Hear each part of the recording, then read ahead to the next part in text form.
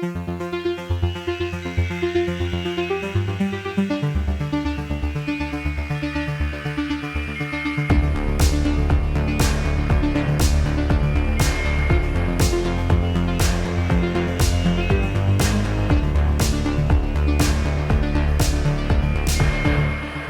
everybody, and welcome to the final episode of Every Horror Movie on Netflix, the podcast where we watch, review, and discuss every horror movie on Netflix.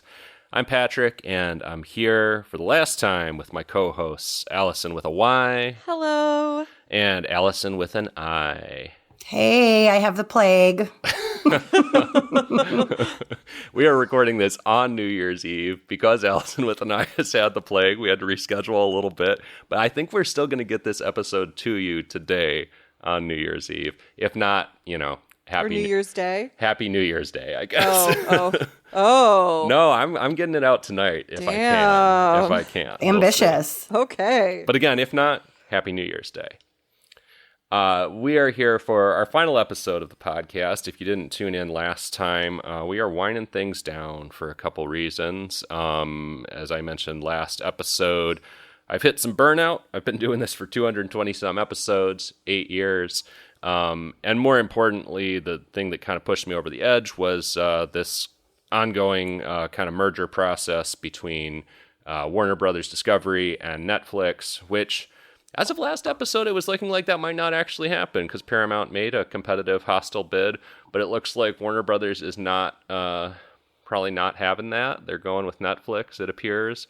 So I feel extra justified because the thing that was really worrying me as far as the state of the industry and Netflix's place in it looks like it is, in fact, happening. So I feel less enthused than ever before about reviewing every horror movie on Netflix. And to be fair, Paramount would have been worse, but Yes. this is still bad.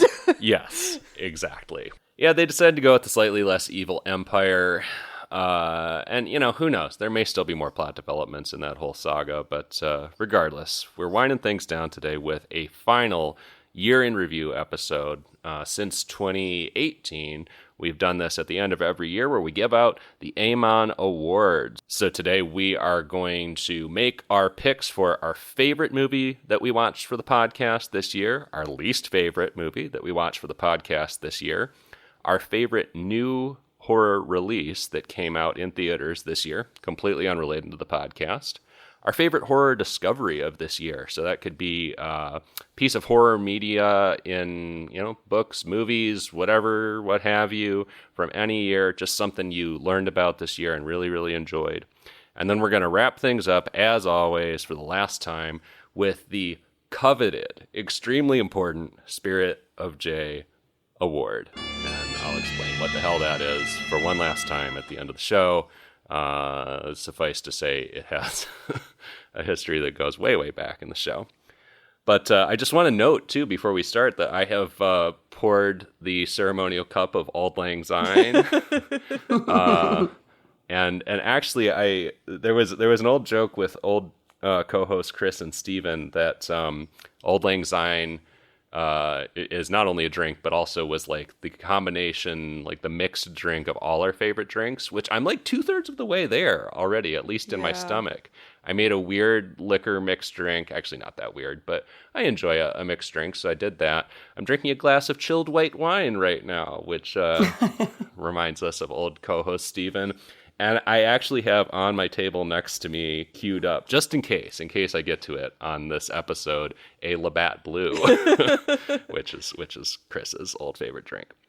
So with all that preamble out of the way, you guys ready to give out some awards? Let's do it. All right, so we are going to kick things off today with the best EHMON movie of the year. So we watched, 50-some movies or something, 40-some movies for the podcast this year, all horror movies on Netflix. We're going to individually pick our favorite one. Allison with an I, our invalid, would you like to lead off with your favorite EHMON movie of the year? Yes, I would like to. Thank you very much. We talked about this movie ad nauseum. We talked about this movie during episodes that were not about this movie. We picked other movies based on our love for this movie. And so my vote for my favorite EHMON movie of the year is none other than Bram Stoker's Dracula. Yes. I knew it was heading in that direction. I was like, no other movie fits the description that you're outlining. I think we were like most excited about every element of this movie, from the costuming to the acting, apart from Keanu Reeves, who you compared to a napkin. But I personally had not seen this movie in probably 20 years. So like rewatching it and then like talking about it so much with you guys was such a highlight for me. I had forgotten what a masterpiece it was, how downright like horny and beautiful and it was a delicious movie from start to finish. And that one gets my emphatic vote for this year. Excellent pick. Thank you, Allison with a Y. And it inspired us to watch Dracula 1979, which I know you loved as well. Hated that one, but loved its predecessor. Actually, not predecessor, but the better one, in my opinion. Yes. Well, in all of our opinions, because we ranked all the Dracula movies that we knew. We did. We did. Yeah. Many inspired conversations came from this. And we're going to do that even more on the exciting upcoming spinoff podcast, every Dracula adaptation ever on every service. On every streaming service there ever was.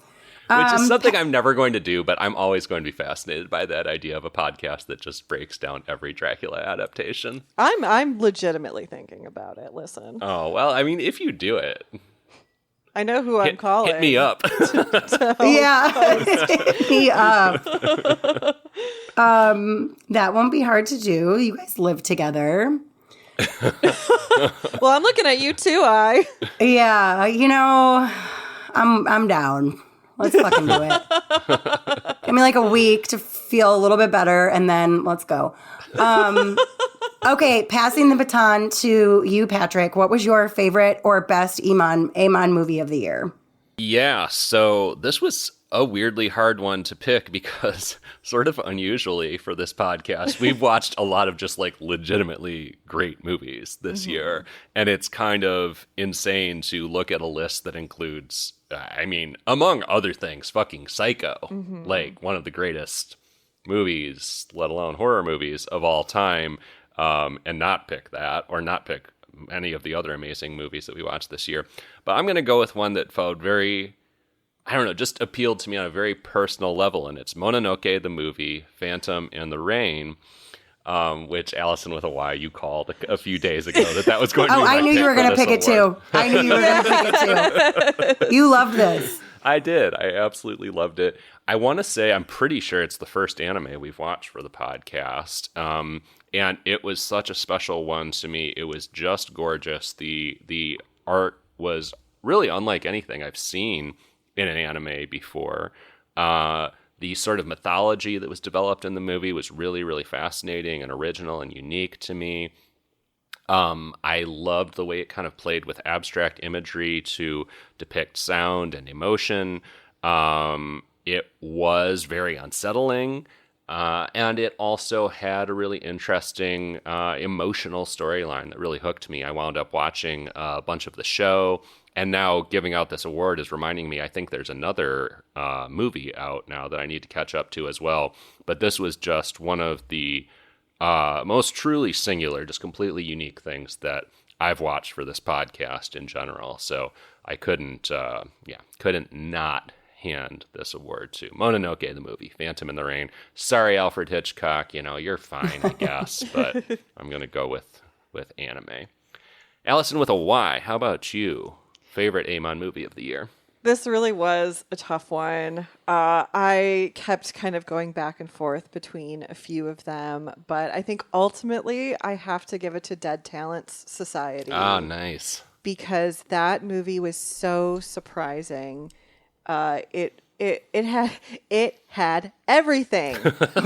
And truly, it was so funny and also so emotionally powerful, and it was snappy, it was engaging. It definitely had its kind of spooky, fun moments. I loved everything about this movie. It was kind of like the gem of the year for me, where I went in with like pretty low expectations, just because I sometimes, admittedly, because I'm more of an auditory person, I struggle with the foreign language films.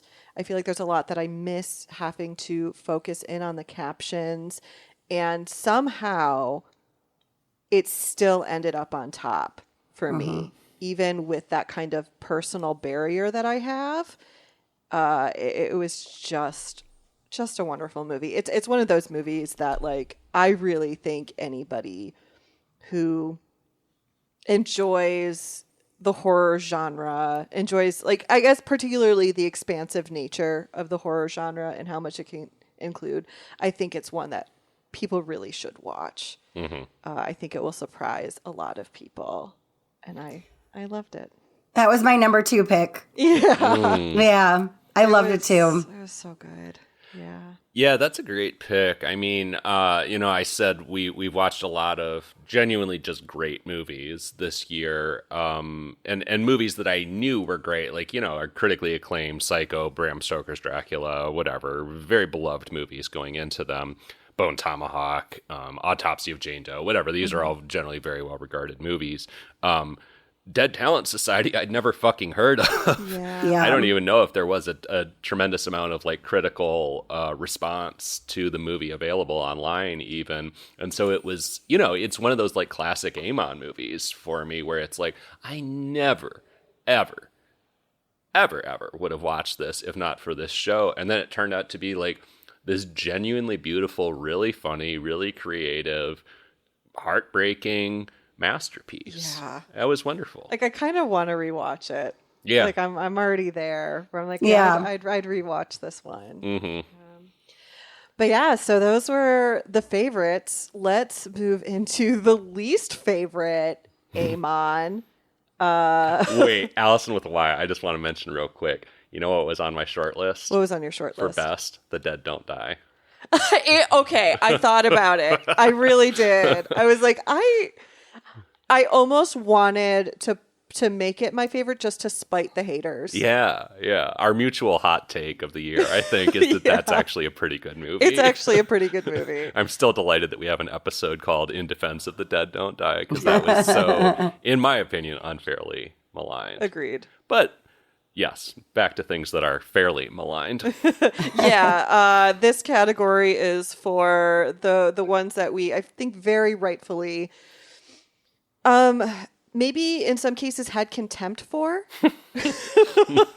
Screwed with prejudice. Screw with prejudice. So to get us to kick off this category, Patrick, what was your least favorite or most hated EHMON movie of the year? Well, I think this is a great moment. I was talking about Auld Lang Syne before, and sorry, preamble time, but I'm entitled to it because it's my final episode. Take all the time you need. We used to drink a lot on this show, actually, and we haven't really for quite a while. Like, definitely toned that down for quite a while, even in the Chris and Steven era. Toned it down in this current era. But you know what? I'm having a few drinks today because it's New Year's Eve and it's the final episode. So, back to what I was saying earlier, I'm about to crack this Labatt to round out my glass of Auld Lang Syne. Here's a little crack and a little cheers on mic for y'all and for our favorite Labatt fan, former co-host Chris. Oh, that was crisp. That was nice. Labatt's gonna hit every time. You know what? I had a Labatt the other night, coincidentally, while I was screening Francis Ford Coppola's Megalopolis. Oh, when you and Chris watched it together? With Chris, yeah. Which, damn, talk about a horror movie. That's a wild ride. But I drank the Labatt and I was like, that's pretty good beer. That's actually quite refreshing. But anyways, I needed this Labatt right now because I'm about to go full cloyne. Oh, no. I knew this was somebody's least favorite movie. I thought it might be Wise, but let's hear it. My least favorite movie of this year by a long stretch was Clown. if you listen to this episode, I think it's fair to say I reserved some special vitriol this year for Clown. I did some research before we recorded this episode. I went back and listened to a bunch of movies where I was like, I don't remember what the hell this was about. I remember being lukewarm at best on it. Let me just listen to the episode and refresh my memory. There were a bunch where I was like, this was kind of mediocre. Clown sucked. I had such an unpleasant experience with Clown. There was nothing I liked about it except for some design choices as far as the Clown transformation. It was a completely unpleasant movie with no redeeming value. It's one of those things where, you know, we used to talk on the show about like watching a movie and feeling like you're interfacing with psychopaths while watching the movie. I felt that way watching Clown. Screw It with Prejudice. Worst movie of this year. And one of the worst I've watched for the podcast in general. Oh my God, I gave it a view it. I love You it. did? That's right. That was great. That was a Joker choice. That was a Cloyne choice right there. It was. That was a real clowny choice. You went full Attack Cloyne. of the Cloynes. I went full Cloyne. Allison with an I. What was your least favorite of the year? Definitely not Clown. No, and not Dracula 1979 either, because I didn't dislike much about that movie except that actor who I hope to never see him in anything again. Sorry, Frank.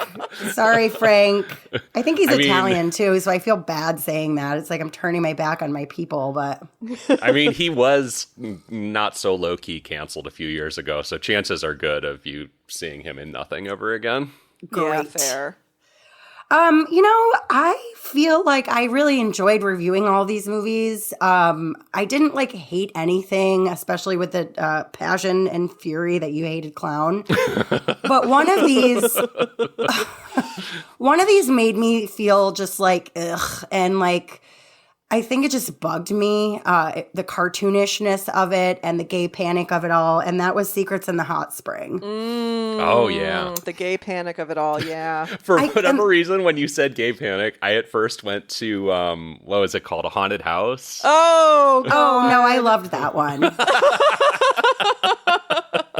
was doing it on a parody. It was doing it on purpose. This one, Sure. I don't even know what it was doing. And the Scooby-Doo of it all, it was just I just felt like it had a cute, I think we said it had a cute premise that just got lost behind the weirdest choices. And I just couldn't figure it out. I didn't want to. And I just felt dumber after having watched it, I think. So, not really screw it with Prejudice, but more just that was stupid. Mm-hmm. That's an outstanding choice. That was high on my short list as well. That's one of those where it's a classic. I watched it twice feeling like I'd missed something. And on the second watch, it was just no, there's just not much here. Mm-hmm. And, we watched Secrets in the Hot Spring, had a horror catch up, and then watched Clown. So it was a bad couple weeks there of choices. That's brutal. Yeah. Allison with a Y. Worst EHMON movie of the year, in your opinion? Okay. Clown was a close one for me. But and this one actually we reviewed also within that general time frame as y'all's picks too. I have to give it to Cobweb because really, the more I sat with that movie, the angrier I became. Because it had so much potential and it just completely jumped the fucking shark. I keep mixing that one up with something else. That was the one with Anthony Starr and Lizzie Kaplan, right? Yeah. Yeah, okay. And their child was a literal fucking spider. Oh, yeah. right. Yeah. The parents were abusive because With an old lady voice, even though it was a child. Yeah, their child was Madam Web. Yeah, it was. And I think why I have to give it my least favorite of the year or the worst of the year is because I really thought it had so much potential and it had such incredible setup and it just fucked itself so hard. And it should have been really good. Yeah. It should have been. The vibes were there. The tension was there. And then it was like, why don't I make the most bonkers choice in the fucking world and then completely take you out of everything that I just built up? Yeah. Well, and the wild thing when you refer to Cobweb's potential too is like, let's just remind ourselves that screenplay was on the blacklist, which is like, you know, a big industry thing where the best, supposedly best unproduced screenplays are ranked every year according to, you know, whatever handful of industry people, and that was on it, and it, you know, and I mean to some degree, it's like, okay, I get it. You know, like you said, the potential is there. There's some interesting stuff conceptually. And then it just, yeah, like you said, shits the bed incredibly hard. Yeah. The more I sat with that movie, the more I hated it. And I was angry because I should have loved it. Yeah. I mean, especially with that cast, too. Oh, my you God, know, what we a talked about waste that. of that Love cast. Anthony Starr, love Lizzie Kaplan. From what I remember, the kid was even good. Yeah. Yeah.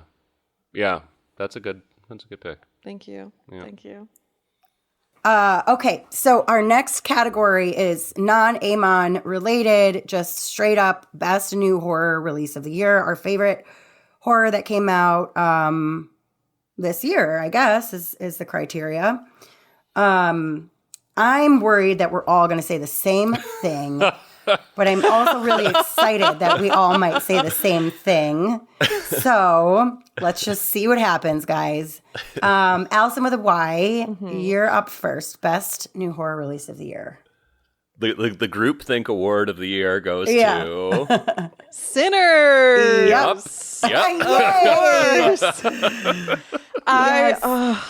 This movie, I really need to watch it again, but it sat. It's one of those movies that stayed with me and made me think so much about it afterwards. And thinking about how like the sorry, I just like it gives me a lot of feelings. Everything about it was amazing. The acting, the story, the fucking soundtrack. Like it was the movie was a spell. It was a fucking spell, and I love how many conversations were happening around it in regards to, you know, where we come from, our ancestors, and how we relate to them, and the ways that so many of us don't have connection to them, and what that means and how that harms us. And like it was a cultural moment, and I was so happy I was there for it. Yeah. Yeah, and conversations around oppression and Jim Crow and the Irish, you know, plight. And oh my God, when you said it was a spell, that's the perfect word for it. I did a rewatch, I don't know how long ago, maybe 2 months ago, and was like bouncing up and down on my seat the same way I was the first time. Just like, I love this movie so much. It is so good. I never want it to end. And then like knowing how it ends, it was like, I was watching it with someone who had never seen it before. And I was just like, oh my God, this part is so good. Wait, did you catch that? Like, wait, let's rewind it. It's like the most obnoxious movie watching partner. But this movie was perfect. This movie was one of my favorite horror movies. This was my favorite movie of the year, period. Yeah. Yeah, definitely one of my favorite movies of the year in general. Yeah. It is so good. I have been thrilled to see it show up on a lot of year-end lists, including like at the top of a lot of year-end lists, not of horror movies, but of movies this year in general, which is awesome. I'm jealous of your rewatch. I haven't gotten to see it since it was in the theater, and I really need to revisit it on I think it's on Max still. Yep. You know, now HBO Max, soon to be Netflix. Ugh. So but weird. no, it was a wonderful, wonderful movie. Wonderful theater experience. Like, goddamn, you know, that scene was insane to see in the theater and to feel in the theater and to hear in the theater. Yeah, just an absolute masterpiece. Since we are giving out the Groupthink Award on this one, I also want to give a shout out to some other things that came out this year super briefly because, like, yeah, we all picked the same movie, but this was actually a pretty damn good year for new horror releases. Oh, yeah. Yes. Absolutely. Most importantly, I want to give a secondary shout out to Presence, which did come out this year and is just an absolutely stunning movie that I don't think enough people saw. I don't know what streaming service it's on now, but Steven Soderbergh's Presence is absolutely killer. A movie I have not seen it. Yeah, a movie told from the perspective of a haunting spirit in a house, and it makes the absolute most of that premise that's extremely hard to execute, I think, and it's wonderful. But I mean, Together came out this year. I fucking love Together. The Monkey was amazing. The Long Walk traumatized me and like, honestly, we both like love hated that for the same reasons, I think.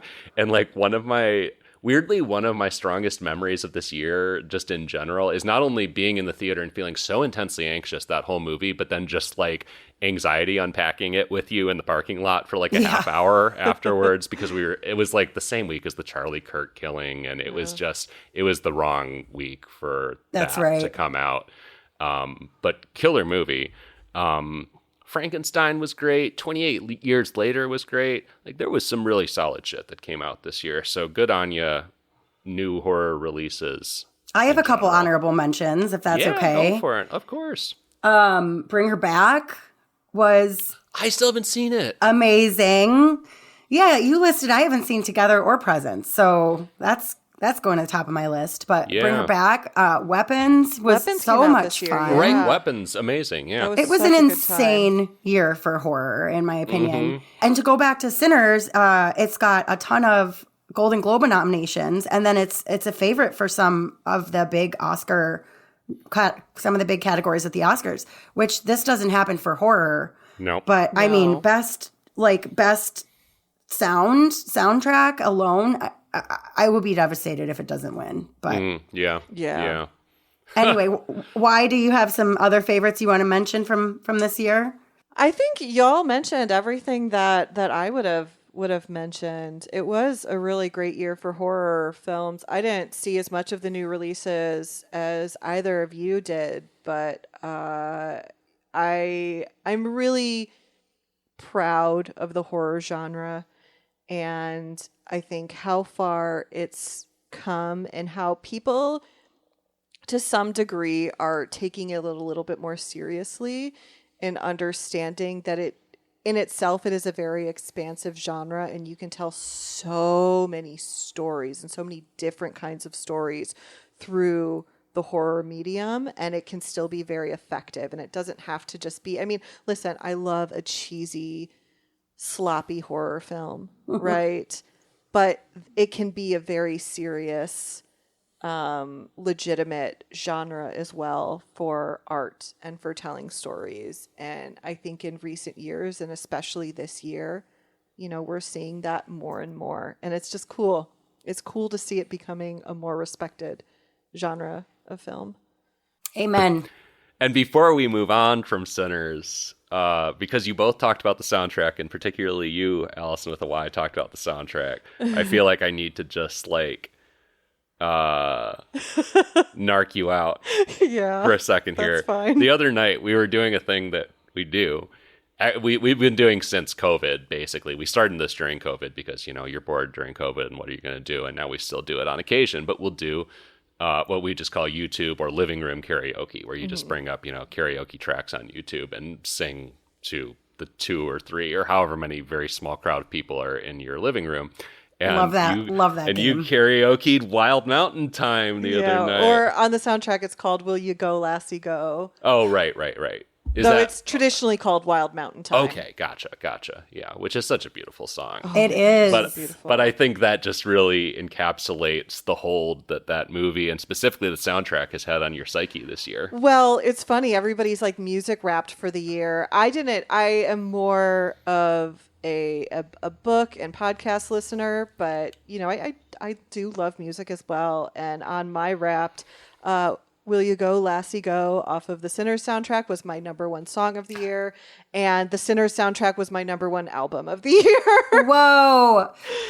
Man, we end this year-end episode by playing it out with just Auld Lang Syne instead of the EHMON theme, which I was going to do this year, which would have made me cry in the context of our final episode. But I feel like I just thought about playing it out with that song instead. Yeah, that's really going to make me cry. Which choked me up even more. So yeah, I think we're doing that. I have to second that sentiment. Why I am now remembering that I rewatched Sinners in October because then I was Mary for Halloween, which zero people in public got. They thought I was Carrie, which was so funny because I realized how few people have seen or understood the context of my costume in Ann Arbor, which was super shocking. Yeah. Super weird and shocking because it was all over like social media. People were doing it on TikTok. There were like great Mary costumes. But that soundtrack was on fucking repeat for, I'm not kidding you, the entire month of November for me. That's all I listened to. Wow. Yeah. Oh, yeah. It was like Rocky Road to Dublin, though. It was like, yeah. Well, it's funny. The kid I nanny will do like dance time. We'll do like a little dance party sometimes. And his favorite song for me to put on is Rocky Road to Dublin. So good. Loses his mind. Is that the one where they're all like kind of creepily? Like, yeah. They've got the dance circle outside. going on. Yeah. He just goes so hard when I put on the because Rocky it's Road so to Dublin. fun. It is so good. It's so fun.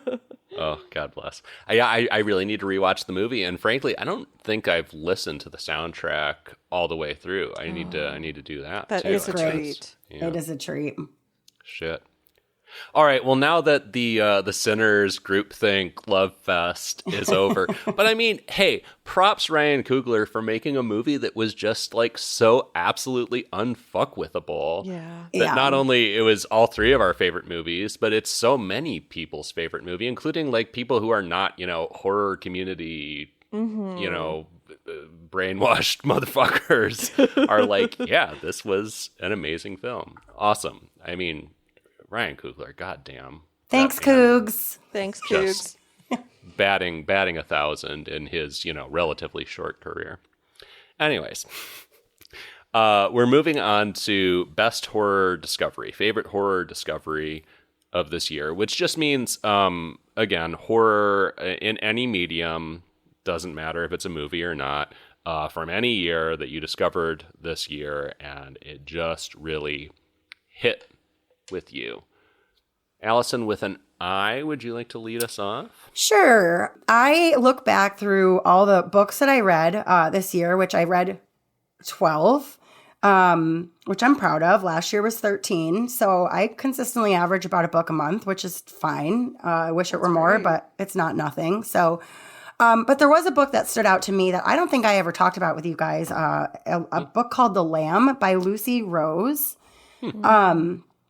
And at the risk of spoiling it, because you find out pretty quickly what it's about, I will say we as a group got into some light cannibalism topics this year together. And I happened to pick this book up right after we watched. So I read this book really recently, Bones and All. Not knowing what it was about, like just seeing it on a lot of lists, a lot of favorite horror of the year lists. And oh my God, I could not put it down. Total page turner, absolutely beautiful, beautiful work of art. Follows a mother and her daughter, her young daughter. And basically her mother has raised her daughter to be an eater. And it's very much like the same kind of affliction that the eaters have in Bones and All. And so I think to read this book unexpectedly, such a short time after watching the movie, I was sort of still in that world, with them and sort of like had a lot of empathy. And it ended up being great. So, I will say there was so much good horror this year. I think I could talk about the movies that we just listed all day long, but this one was a lesser known and from a different medium. So That's my choice. The Lamb by Lucy Rose, and I'm giving that a view it. We never came up with a category, with a ranking system for books, but it's a read it. It's a read it. Mm-hmm. Nice. That sounds really interesting. Yeah, it's lovely and actually heartbreaking and just super well written. Easy read. Okay, Allison with a Y. Favorite horror discovery of the year. So I would have to say mine is also a book. Kind of broadly, it's been getting into reading horror books, horror novels. That's been really delightful, or for the most part, actually listening to the audiobooks. And I've really enjoyed that. But the one that has really stuck with me that I'm thinking about revisiting was Gallows Hill by Darcy Coates. That was such it really sat with me, and I keep thinking about it still. And I loved the entire setup, the build up, the action, how I remember the moment where my jaw just dropped open while reading it and being like, what is going on? And the conclusion and kind of all the underlying themes to it. I mean, for lack of better term, has kind of haunted me. And it was, it was just one that I saw on a list of, horror books that somebody was reading, and I gave it a listen, and I'm so glad I did. It's like, I almost feel like every horror novel I have borrowed and listened to since, it's been kind of like attempting to get that feeling again that it gave me. And nothing has quite lived up to that experience. And I'm so delighted by having just kind of decided to listen to that. Some stories just stay with you, and that is one of those for me. Yeah. Nice. Patrick, I was curious about that one when you originally recommended it, and now I'm really curious to check it out again. I would love if you did, so then I could talk about it with somebody. Yeah. I want to read both your picks now. Yeah, no kidding. Yeah. So Patrick, what about you? What was your favorite discovery of the year? I'm gonna go with a comic. You all know I love comics in general, especially horror comics, and I think my favorite that I discovered this year, but I believe it also began this year too. It actually did debut this year. Was Exquisite Corpses by James Tynion IV, and kind of an all-star cast of other writers and artists have been contributing to this thing in true Exquisite Corpse style. But I shouted this out on Horror Catch Up a few episodes ago, but I'll restate the premise real quickly again. There are basically 13 families that rule America, not too far from our reality. Yuck, yuck, yuck. And every 4 years, they decide which one of them gets ultimate control of the country by walling off a small town. They each pick their own serial killer, unleash the 13 serial killers into the town, and whichever one kills the most people and the most other serial killers, the family who has chosen that killer gets to rule America for the next 4 years. Yeah. Yes, it is fucked. The social commentary is sledgehammer, of course. Like, we get it, but it's not trying to do anything too deep. The serial killers are all incredibly designed. Each one is, you just want a franchise about each of these killers, and many of them don't last super long because of the concept of the whole thing. There are characters in the small town who are well established and trying to fight this whole fucked up proceeding. You get very invested in them. So it's like this great mashup of kind of like old school B-movie slasher energy with some light political commentary, some good characters to carry you through it. And it's not done yet. I think they're about 3/4 of the way through the story, and I am fascinated to see where this winds up. I really hope that this small town ends up, getting one over on these serial killers and the families who are paying for them to be there. but we'll find out sometime in 2026. It's just great. It kind of takes the pieces of slasher media that I do love, because I like the idea behind slashers sometimes, but then the actual movies or media frustrate me because they're incredibly shallow most of the time. But it takes those pieces that I do love about slashers and marries them to something a little more substantial, but still just fun reading. This has been a page turner for me.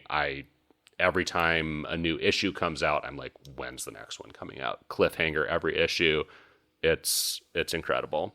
And you know what? A runner-up to The Haunted Mansion. And by that, I do mean the Eddie Murphy film. No. From 2003. No, I don't mean that. I mean, I did finally go on The Haunted Mansion at Disney World this year.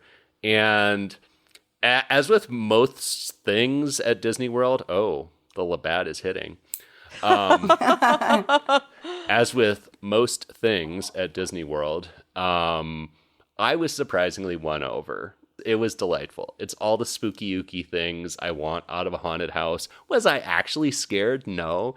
Was I surrounded by spooky-ooky graveyard haunted house kind of things that stimulated my imagination and made me just grin with delight the entire time? Absolutely. So good on ya, Walt. There's this kind of little known guy named Walt Disney. He's a little obscure. He did some really cool work like a few decades ago. You should check out his stuff. Haunted Mansion. It's great. But it is time to round out our awards with, again, the most important one of all, the Spirit of J Award. Fuck, I'll explain this for the last time.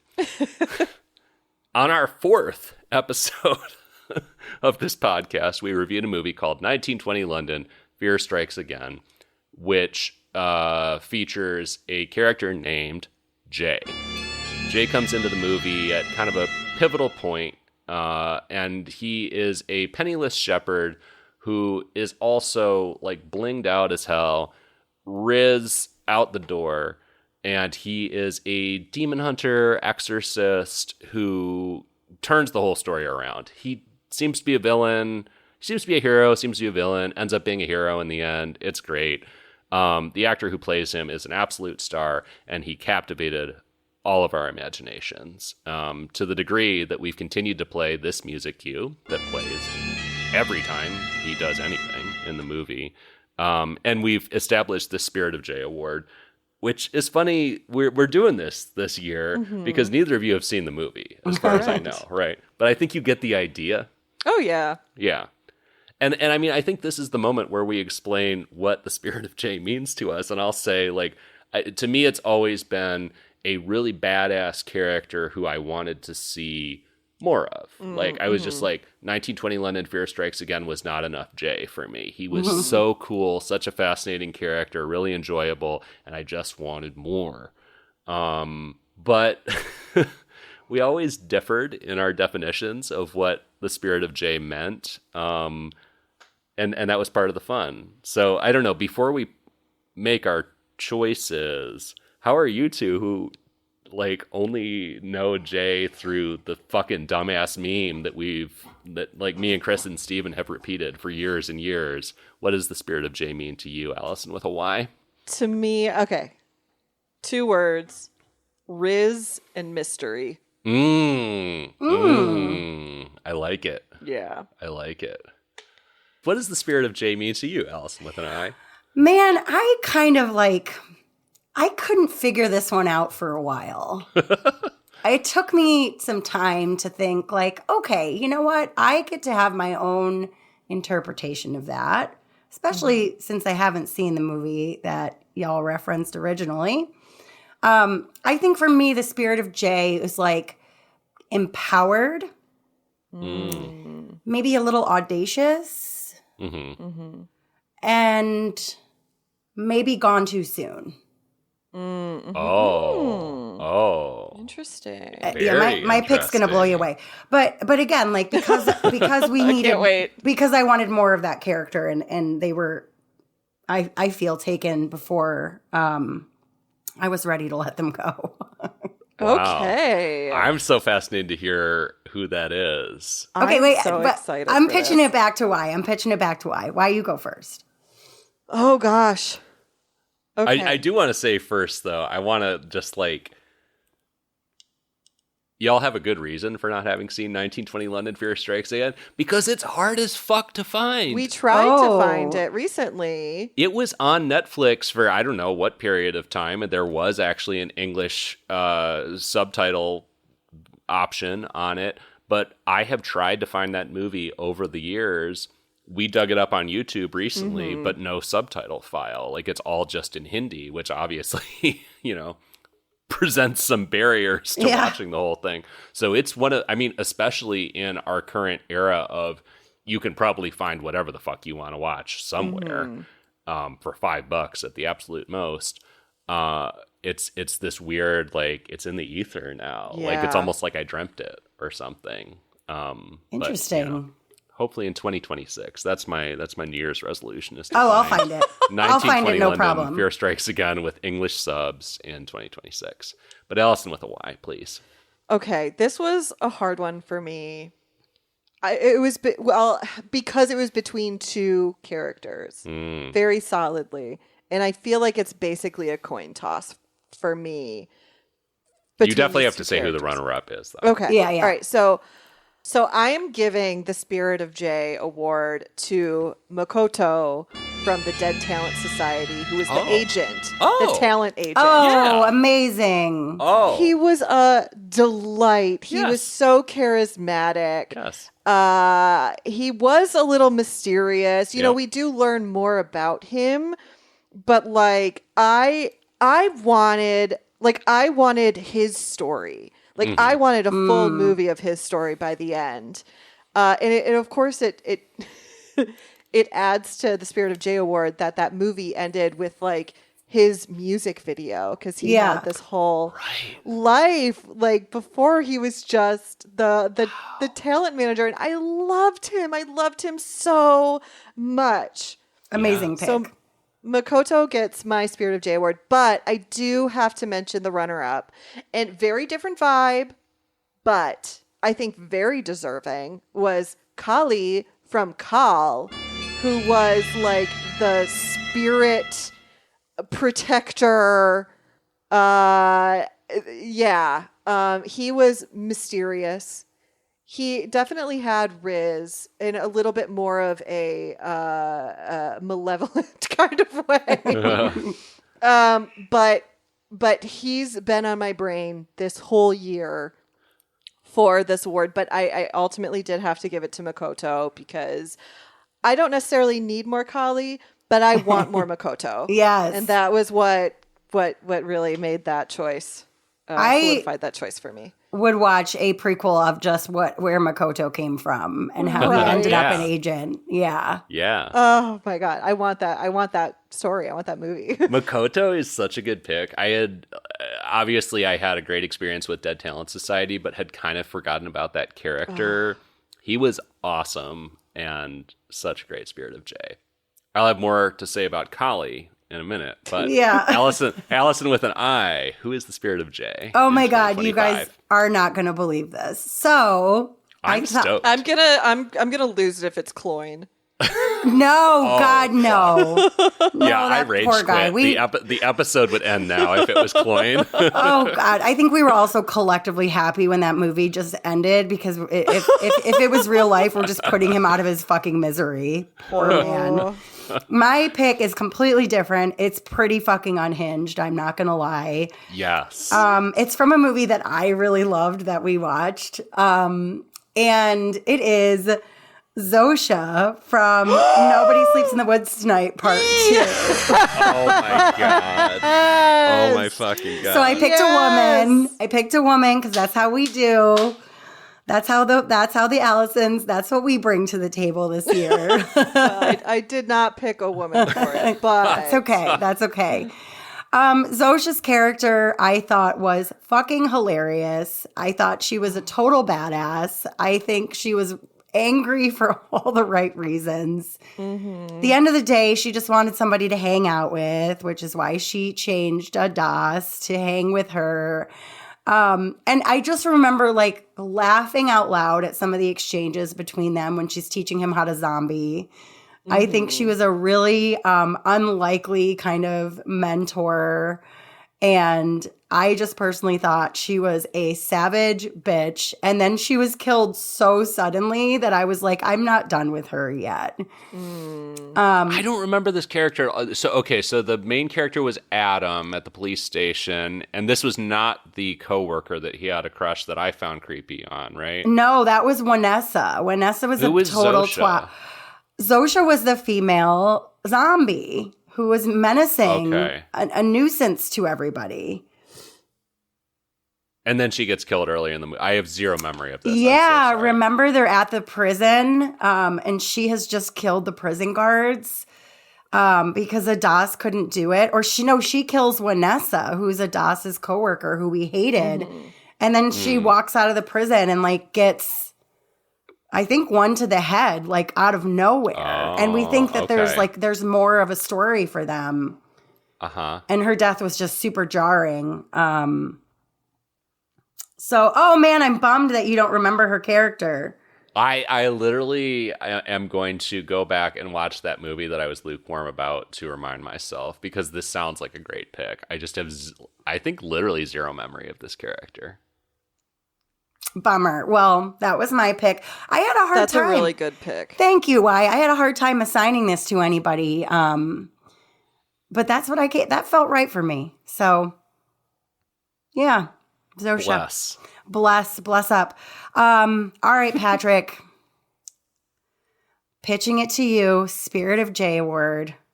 Your last one. Yes. My final Spirit of J Award.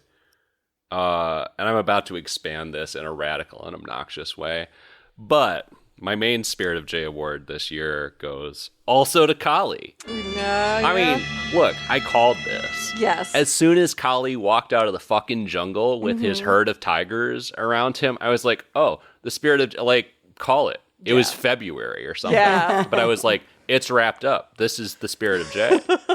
I mean, it was so J. Like, I mean, yes, if Steven and Chris were here, they'd be like, oh, you picked the other Bollywood movie you watched this year. Which, yeah, I fucking did.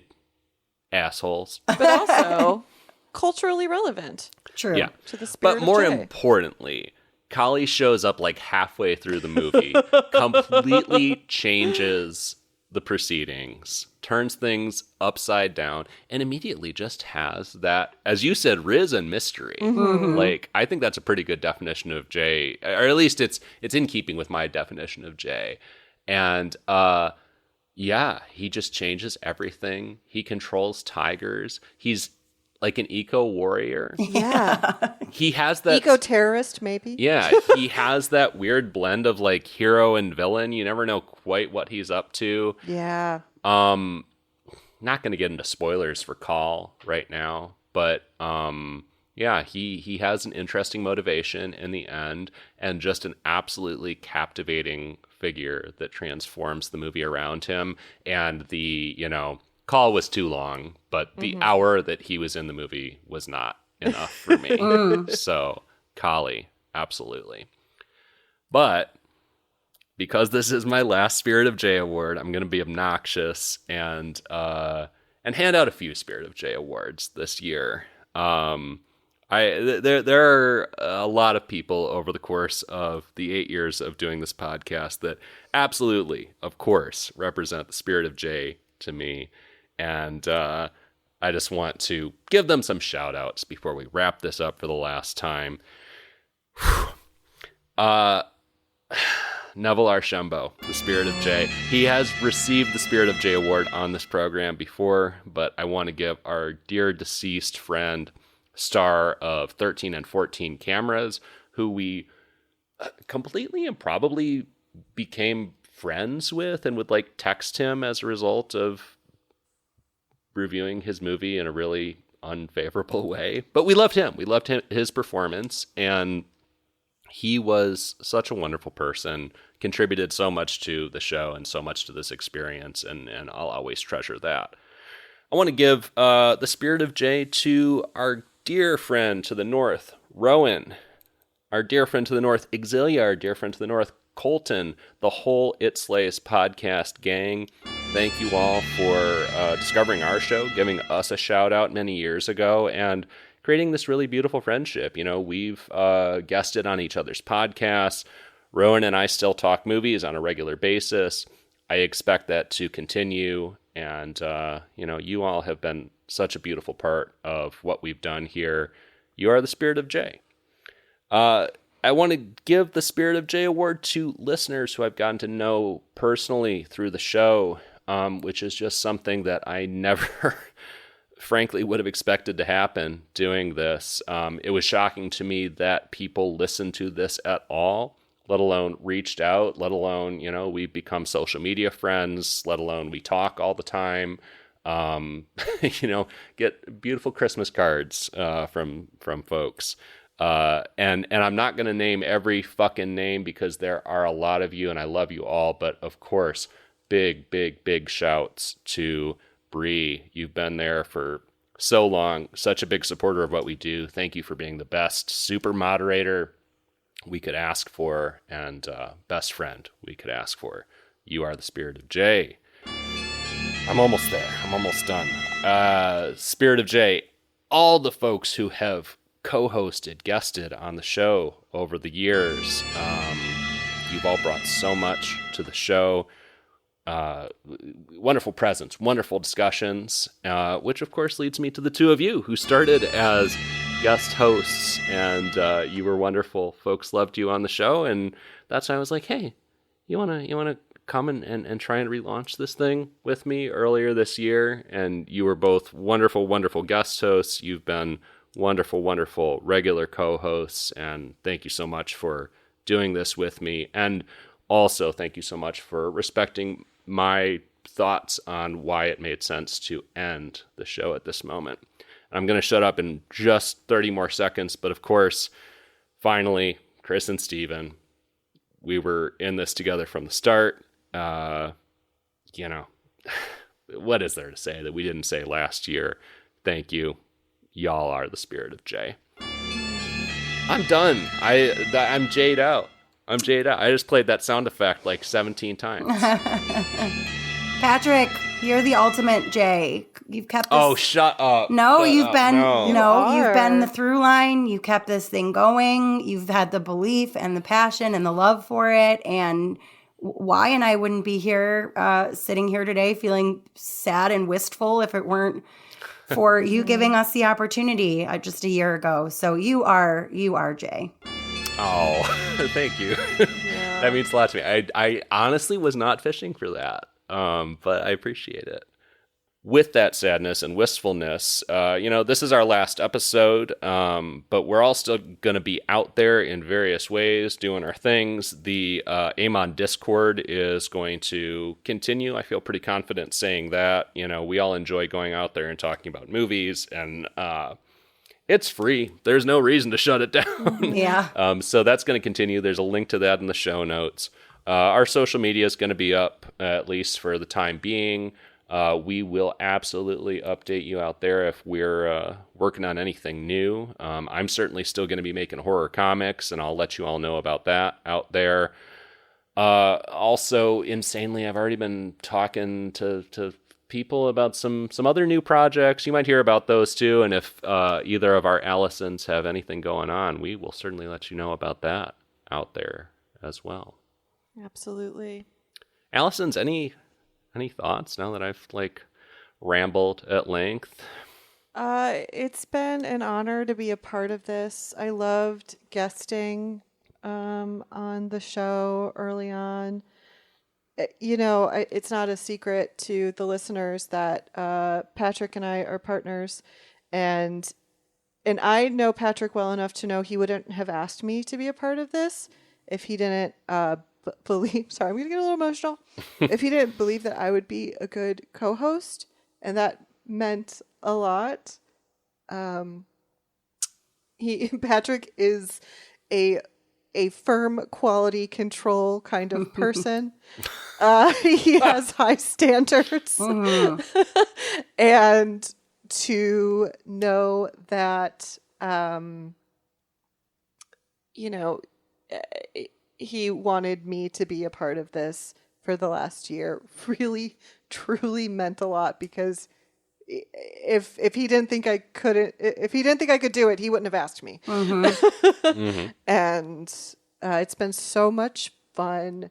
I remember my first time guesting on EHMON in your old apartment. And what was your first movie? Do you remember? It was Jason X. I Oh, believe. yes. We did a video. Yes. Yeah. And I had so much fun, and was, you know, a super fan of the show. And I remember Patrick and I started dating, and I listened to every fucking episode that was out. As frankly, psychopathic, frankly. Yeah, as unhinged as doing a podcast about every horror movie on Netflix for 8 years. You know, you and all the other fucking psychos out there who have done that multiple times. You know, hats off to you. I'm calling calling to have you institutionalized. And it was funny, like Allison with an I knew your voice and who you were before we ever met because of the podcast. Yeah. And so when I did meet you, I remember meeting you and being like, putting the face to the voice and the name and being like, wow, so this is the Allison. The other Allison, that's on. Yeah. And it was before I was ever on. And it was like, oh, the famous Allison who's guested on. Because you had like guested a couple times at that point at least. Yep. And that was such a delight. And, you know, and then like this year doing this with you, like getting to know you better. We've known each other for years now at this point, but like getting to, you know, hang out with you and chat with you and build a deeper friendship through this has been really, really wonderful. It's all good things. This podcast has been all good things. Yeah. And then even shout out to my best friend, Dr. Katie, who has been a regular guest on this show. And holding her own. And, you know, I remember the first time she was on, we were both guesting together, and that was so much fun. And how she's like come to be known by the community as Dr. Katie. This is like the only instance. The show is the only time that she will accept being called Dr. Katie. Which I think is Chris's fault. Which is Chris's fault. But like more like Dr. JD, am I right? It's been so much fun to like, you know, have my best friend be like a part of the journey too. And, you know, this show to me means a lot of my favorite people. And that's like a really cool thing to have. So I'm going to miss it. You guys got emotional last time. I got emotional this time. Yeah, I'm too sick to be sad this time. That's fair. You're already sad enough. Your baseline is just sadness for the past 12 days. 100%. I was thinking about my first movie, and I just found it. It was my first time guesting with you guys was Boys in the Trees in September of 2018. Oh, wow, yeah, so just 1 year into your podcast journey, and I had just met y'all. I'd met you, Patrick, and then I met Chris and Steven through you, and then I met Allison through you. And like, I love you guys. I mean, you know, friendships grow and change and evolve as you get older, and you figure out who are friends and who are bar friends and who are work friends. And I mean, you guys are like family to me, you know, but it all started on the dance floor of Outbar. I was just about to tell that fucking story. I've heard this story so many times. I fucking love this story. I don't know if I've even told this to you. Do you know the story I'm about? Do you remember like exactly how we met? I have to hear it. I mean, I feel like, you know, whatever. We're in memory lane. I think this is going to be funny even to the listeners, and if not, I'll just cut it out. I'm gonna poll them in the next 2 hours and find out if it's funny before I release this. We need to know, yeah. But no, we were at the gay bar, and I was Rest in peace, Outbar, by the way. Oh, such a good gay bar. I was newly single at the time. Allison with a Y and I had not started dating, and you were there with a dear mutual friend of ours. and who was also single at the time, and you just walked up to me, and literally the first words out of your mouth were just, "Hey, are you straight?" And at the time, I mean, a lot has changed since then, which my answer to this question would have changed since then. But I was like, yeah, I am. And you were like, great, come meet my straight friend at the gay bar. We think you're cute. And it went from there. What'd you say? We think you're cute. Yeah, exactly. But, beautiful things came from that. Oh my gosh, totally. Yeah, I mean, 2018, that's a long time, that's a solid friendship there. And of course, Chris and Steven are still dear friends of mine, even though I don't see them nearly as much as I'd like to, or talk to them nearly as much as I'd like to. That's how I met y'all, was the three of you. And you guys were just so cool and into horror. And I was like, I found these weirdos that are like me. And loud and proud about it. And I didn't have anybody really to talk to about horror. Maybe I didn't have any close friends that loved horror. I mean, that's been my plight my whole life, is like I'm one of the only people in my group consistently that's, a slut for horror, and and I'm not sorry about it. So, but just to meet the three of you who are on this cool journey, and then to invite me along, and then to invite me again, and then to ultimately invite me to be a co-host, was just, like Allison with a Y said, the highest honor. Just so proud. And, I am so sad that it's ending, but I'm so glad that it happened, right? Like, not to sound hokey about it, but beyond that, I now know that I still have a group of people I can talk horror with, and you're not going anywhere. I'm not going anywhere. Yep. It'll just be less formal. Yep. Yeah. But just thank you. Yeah. Thank you, Patrick. Thank you for the opportunity. Thank you, Allison, for, we became friends this year, which is so fucking cool. Yeah. I think the most beautiful thing about the two endings now to this show, Stephen, when I told Stephen that we were ending it for good, and this was a very timely reference, he said, "The end continues." The Spinal Tap movie that just came out, that was the subtitle, Spinal Tap. The end continues. Funny. Yeah. But the beautiful thing about both endings to this show, the one last year and now this one, is, there's no bad blood. There's no, like, we can't fucking stand each other anymore. Yeah. We're done No with way. this, I hung out with Chris the other night. I talked to Steven all the time. I was like, I see Chris maybe too much. Yeah. No, it's quite the opposite. Like, I feel closer Yeah. to you guys than ever, and I don't think that's going anywhere. It's cemented now, Yep. Agreed. Exactly. I love you both. I love you too. And I love all you listeners who truly have made this thing possible.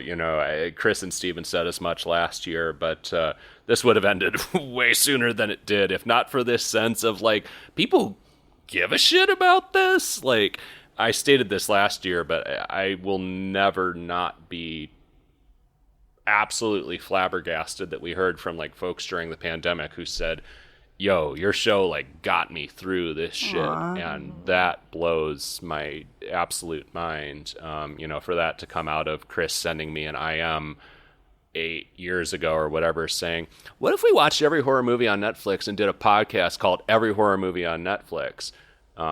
That's, pretty amazing. And it's, I'm really glad that I had the opportunity to do this as long as I did, for a number of episodes in a period of time that, if at the outset of this, you would have told me, you're still going to be doing this in 2025, I would have told you, get the fuck out. Yeah, What? it's impressive dedication. That sounds awful, but it hasn't been awful. It's been absolutely wonderful. And thanks to all y'all for being part of it.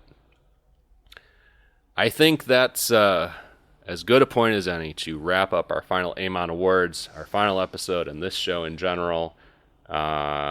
We don't have a movie to pick next week, but God damn it, we're going to be watching some horror next week. We're just not going to be talking about it. God, there's so many more things I want to talk about.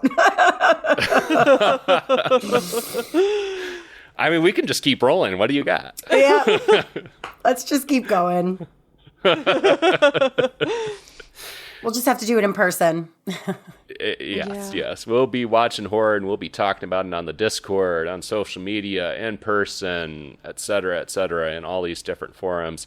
Thank you, everybody, for being part of this for the last time for every horror movie on Netflix. I'm Patrick.